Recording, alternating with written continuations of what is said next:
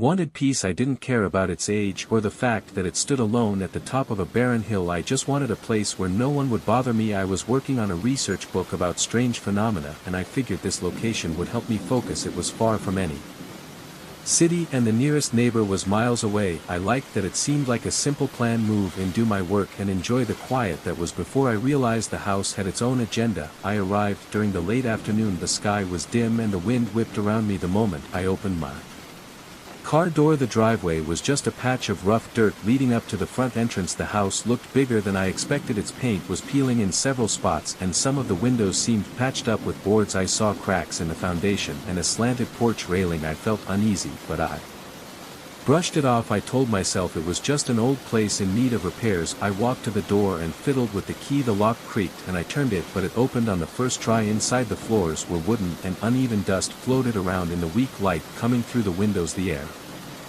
smelled stale, like the place had been shut for a long time. There were a couple of rooms near the entryway. One looked like a living room and the other was a cramped dining room with a small chandelier. I dropped my bags near a stairwell that led to the second floor. My plan was to explore and figure out how I'd set up my workspace. I had a laptop, some notes, and boxes of research materials. I also had a few personal items, but nothing fancy. The first odd thing happened that evening. I was unpacking in the living room. The power was on, but the lights flickered every now and then. I assumed it was old wiring. As I was organizing some books on a makeshift shelf, I heard a faint whisper. At first I thought it was just the wind outside, then I realized it was coming from the wall behind me. It didn't sound threatening, it was more like a breathy murmur that made the hair on my arms stand up. I listening for a few seconds, but I couldn't understand any words. I decided to ignore it. I was tired and didn't want to freak myself out on the first night. I set up a small desk in one of the upstairs rooms. The second floor had a long hallway with several doors. Most of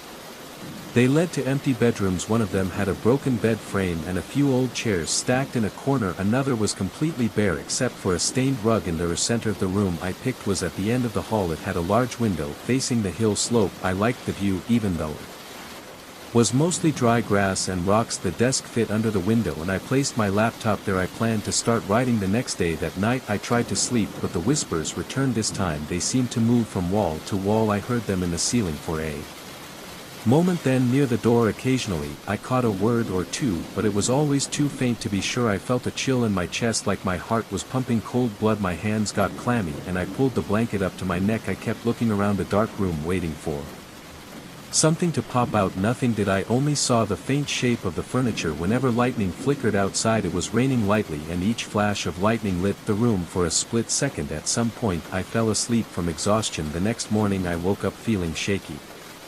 I made some coffee in the old kitchen. Though the appliances were in bad shape, the stove barely worked and the fridge rattled. When I opened it I sipped my coffee near the window watching the drizzle outside. I tried to shake off the unsettling feeling from the night before.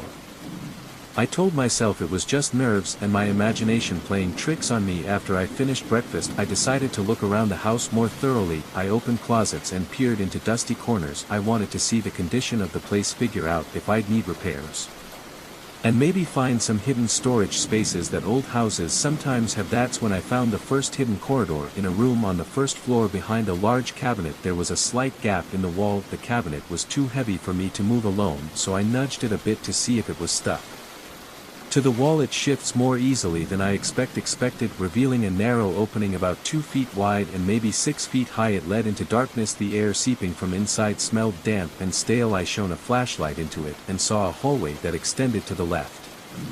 05:14 Wanted peace. I didn't care about its age or the fact that it stood alone on a barren hilltop. I just wanted a place where no one would bother me. I was doing a research book on paranormal phenomena and I thought this place would help me concentrate. It was far from any.